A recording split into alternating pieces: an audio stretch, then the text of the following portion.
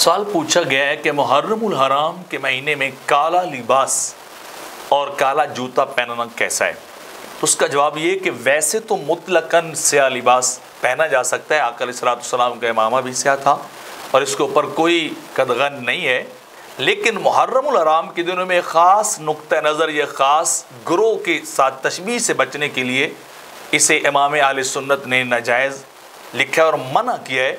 इमाम अहले सुन्नत इमाम रज़ा खान रहमतुल्लाह अलैह फरमाते हैं कि मुहर्रमुल हराम खुसूसन यकम ता 10 मुहर्रम में 3 रंग के लिबास जो है वो ना पहने जाए। सब्ज़ रंग का लिबास जो है वो ना पहना जाए क्योंकि ये ताज़ियादारों का तरीका है। लाल रंग का लिबास ये ना पहना जाए, ये अदावते आले बैत तहार वाले लोगों का तरीका है।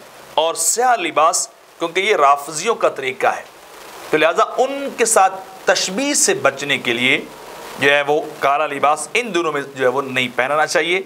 फिर ये क्या कि काला जूता वगैरह पहनना कैसा है, तो जरीर कदर साहबी अब्दुल्ला बिन ज़ुबैर और इमाम मोहम्मद बिन कसीर फरमाते हैं कि काला जूता पहनना नहीं चाहिए। वो मना फरमाते इससे इंसान को वसवसे और गलत अफकार जो है वो पैदा होते हैं। तो इस वजह से कि किसी के साथ तशबीह हो जाए, इससे बचने के लिए मुहर्रम के हराम के दिनों में राफजियों से तशब्बुह से बचने के लिए इंसान को ब्लैक लिबास, काला लिबास जो है वो नहीं पहनना चाहिए।